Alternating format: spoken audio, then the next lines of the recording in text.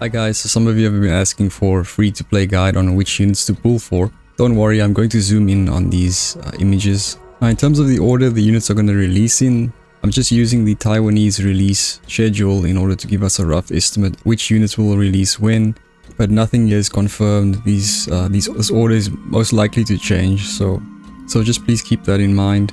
Regardless of which order these units are going to be releasing, we're just going to take a look at what units you should prioritize in, and that will allow you to build a pulling plan and on what units to save for, what units you could skip for. So with the priority color scheme I have here, so the dark red is going to be the highest priority, sort of your must pulls.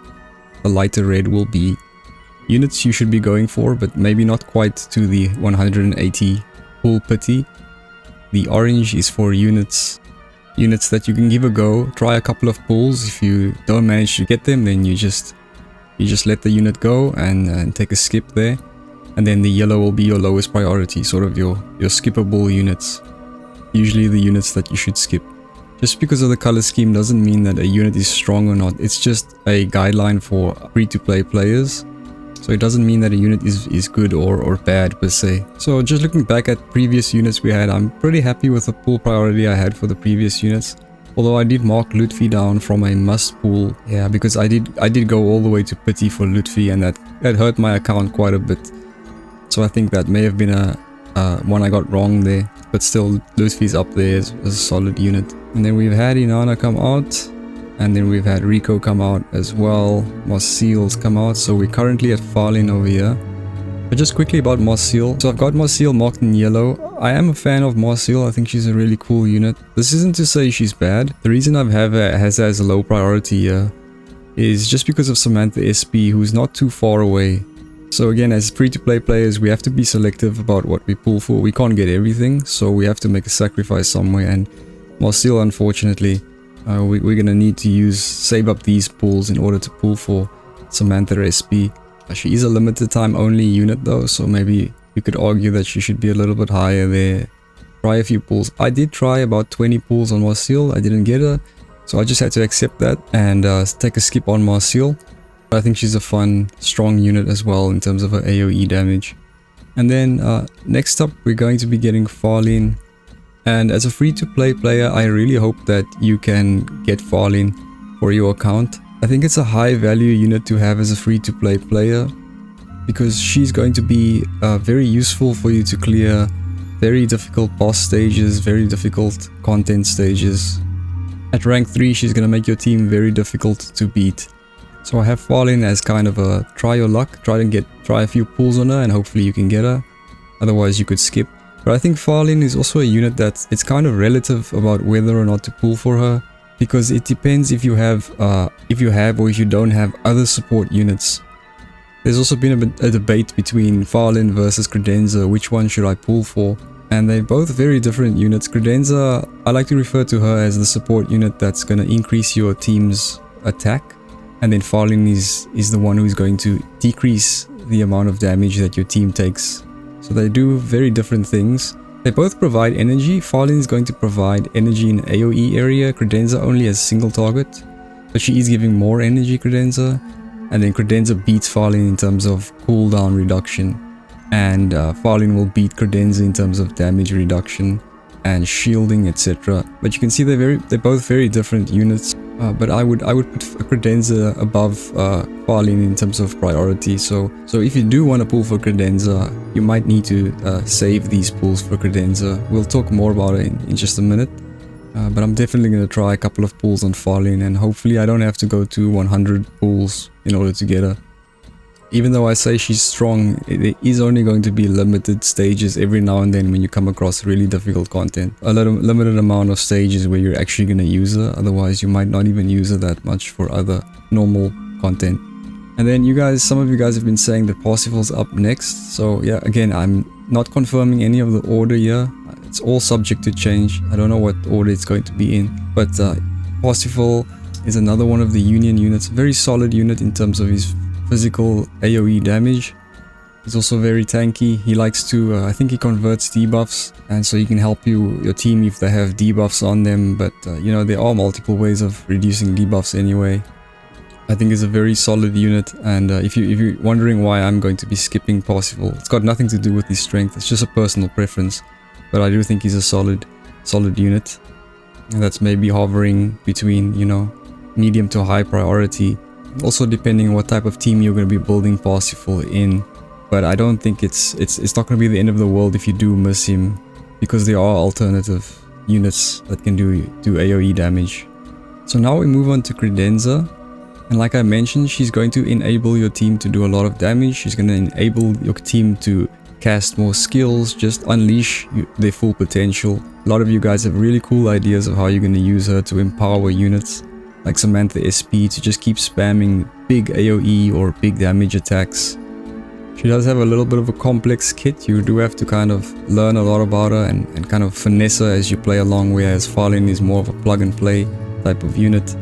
Credenza requires, you know, she's got a bit of a higher learning curve. Now I have marked her as a high priority, but I also think it's relative. It depends on what kind of team you have. What kind of support units do you have? If you don't have any top support units, like if you don't have Tahir and Coco, for instance, then Credenza could maybe be a must pull for you. It depends if you don't have a support unit that can do cooldown reduction or provide your team with energy. But if you do have, for example, you have Coco who does cooldown reduction and you have a Falin, then she's maybe not a must pull for you, but kind of lower. So it also depends. If you need a strong support unit, you need cooldown reduction or energy battery, then you might want to go for Credenza. I do mark in brackets, I mark Astral for Astral gear, meaning that I recommend pulling for their Astral gear as well, because certain units like Credenza, they have about 10 to 20% of their potential is locked behind the Astral gear. So if you can get just 1 to 3 copies of the Astral gear, it will help you a lot. And then the rest you can always get in the shop, so keep saving up those Astral shards. It's usually not good for free-to-play players to pull for Astral gear, but if you do plan correctly, if you do save enough few copies, then it really helps you to unleash the potential of your best units. So for Credenza, her Astral gear is so vital for her. It's gonna help give her more energy, which she really needs if you want to keep spamming that cooldown reduction skill. It's also gonna help her use her sort of ultimate exclusive skill, the Hierophany. It's gonna help her use that much quicker. It just ties into her whole trait. It's a part of her. I'm guessing even low stars would be good for her. Even maybe just, I'm not sure, maybe even 1 star would be enough for her. But we'll see when she comes out. And now for Samantha SP, yeah, you just want to go all in, even to pity. Must pull for Samantha SP, the undisputed champion in AoE damage, and she's going to be applying, she's going to be doing AoE damage in sort of like 2 stacks, and it's also going to be a lot of crits from her and a lot of crit damage as well. And so that crit rate and the crit damage is also going to be tied into her astral weapon as well. So you can get the full potential of Samantha SP if you get her astral gear. Not just AoE, but even single target damage is really on another level. Now for Samantha SP, her astral gear, well, you'll need more than just a 1 star copy. At least 3 stars would be great. But what I'm gonna do, like I always do for the best of the best units, is I'm gonna try and pull 2 to 3 copies of this, and then the rest I'll just get in the shop. So I'm saving now already my astral shards. I've been saving for a while for these units. Yeah, because once you get that astral weapon of hers to 5 stars, then she's going to be able to guarantee crits on every hit. I hope these icons aren't still too small for you guys. Next up, again, the order of this is probably going to be different, so please keep that in mind. So next up we're going to look at Yserind. I have marked Yserind as a top priority just because she's going to improve your quality of life. Stages that you just cannot beat, when you're stuck, she's going to say, no problem, I'll beat it for you, even alone. So just overall improving your quality of life. She's offering everybody just so much in an entire kit. And then I've also prioritized her astral imprint, and that's important for her, so that astral trinket of hers will give her 1 energy back. That will allow her to cast her ultimate skill on the first turn, so it's quite essential for her, this astral trinket, even if you just get 1 stars of this. So on the Taiwanese schedule, they sort of snuck in SP Maitha in between these units quite awkwardly. Not sure if they're going to do it again or if they're going to keep her together with the other coordination units. But for SB Misa, I did mark her as a top priority, tempted to bring her down there, but the reason I'll keep her here is because Misa is sort of the core leader for the new Sword of Convallaria coordinated mechanic. So just getting her would be great for you, just to have the option if you ever want to build a new Sword of Convallaria team, it would be great to have her. You could sort of, you know, miss out on Fakal or Nungal, that would be fine, but I think it's good if you can just get SB Misa, and then at a later time you might decide you want to get some of these units, or there'll be new units maybe that function with that core mechanic. But she's sort of the leader, so she has a leadership aura for those units as well, giving them energy back. And she even allows units that are not part of the coordination, some other units from Sword of Convallaria like Inanna SB can also work with her. Even without the mechanics, the new mechanic and things, I think she's still a solid unit that can fit into almost any team. But she does require a lot of investment. I say that she needs to get 5 stars to use her ultimate skill on the first turn. That way she can fit into an auto team much better. But an overall solid unit, and she can be, depending on how much you're willing to invest in her, she can really power up those coordinated teams. But she does require a lot of investment if you want to go all in on that kind of team with Nungal, and she's gonna need her friends like Fakal and Nungal. 5 stars, a lot of investment goes into that. So if you're like, I'm gonna go for Mice SB, she's one of my priorities, be prepared to invest a lot around her as well. But if you're more casual about that team, if you're not really interested in learning how to play that positional play and things with SB Misa, then she might again come down in priority for you a little bit. I personally won't be too upset if I did miss her, but I'm gonna try my best to get her. I haven't actually marked her Astral Gear as a priority. There maybe are alternatives. Even Camelot's Astral Gear will boost her HP, so she scales with her HP. But obviously that Astral thing will be good for her as well, to help her with piercing damage and things as well. But again, she doesn't need to be the main damage output on her own. It's again, she's the enabler of the entire team. And then Camelot, again, he's gonna improve your overall quality of life in Sword of Convallaria. He's gonna wipe out groups of enemies on auto before you even realize the battles begin. And he's gonna save you time just in your day-to-day life, just making content clearing easier. He's an all-rounder, he's got absolutely everything you can imagine. The ability to act up to 7 times in one turn really makes him the best burst unit. So I've got him as the top priority, and as well his Astral Gear as well. It's a very powerful Astral Gear because it massively can increase your HP, and he scales with his HP as well. You're gonna need a bit higher levels of this Astral Gear. Try to push it up to 3 to 5 stars, just like Samantha SB. But you can just, you know, you can always try and get 1 to 3 copies and then get the rest from the store at a later date. And then the next Sword of Convallaria coordinated attack unit is SP Fakal. I've put him as low priority there. Again, it's kind of relative because you consider the hectic schedule that we come out of. Kind of makes it difficult for us free-to-play players to get them all. So I've used Fakal as an opportunity to skip and to save up pulls. I was a little underwhelmed seeing his kit, but if you do plan on building that team around SB Misa, then I would say he would be a much higher priority for you. If you're not that into building that coordinated team, then he would sort of go down in priority for you. It's just too many pulls at this point. And then kind of similar thing with SB Nungal, but I think she's a bit more fancy, she's a bit more cooler. Just a really nice modern unit that's got incredible mobility and ability to reposition, to link up with other units using her little hats. Nice AoE damage and things as well. And so I wouldn't mind trying a couple of pulls on Nungal or so. And if I miss it, it wouldn't be the end of the world for me personally. Then we move on to the new patch. I'm a big fan of the new desert landscape and those units from there. So Lukamar is very similar to SP Mytha in terms of she's going to be that core of the new kind of mechanics, the new units that are going to be built around her.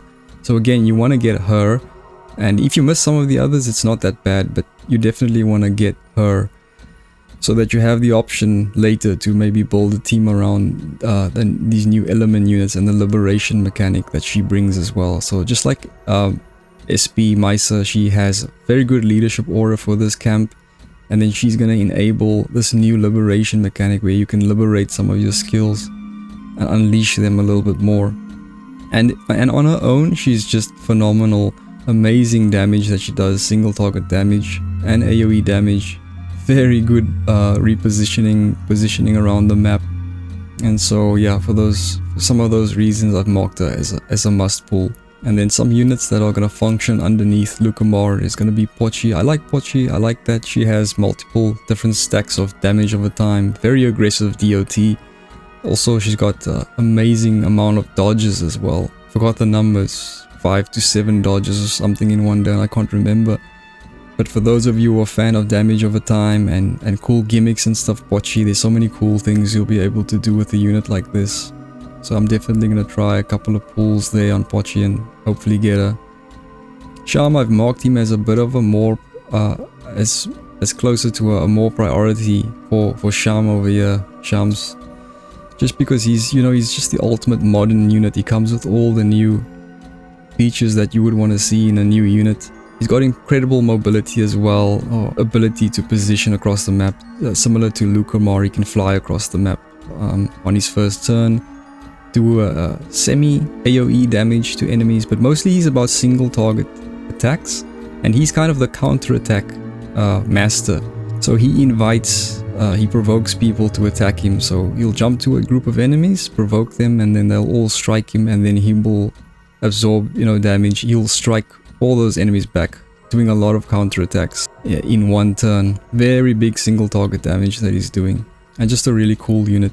And then just recently released in the Taiwanese server is going to be Clara over here. I've marked her actually as low priority here, because for one of the newest units, she doesn't really strike you as like a very strong unit, but she's got unique things. I like that she provides to her allies and herself magic and physical shields, which is going to give her most of her value, I think. We have units that can provide either one of those, physical or magic, but not both. And then otherwise she just does the regular defender kind of things. I feel like the defenders are not getting much love in SOC, but yeah, she does the she's going to increase her defense obviously, and then she's going to be doing the assisting cover, those types of things. I do think she's going to have to be pushed up quite a few stars in order to be able to give out lots of shields every turn to allies, but otherwise I think she'll be a pretty good unit. But maybe for us free-to-play players, we're going to have to actually skip a unit like this.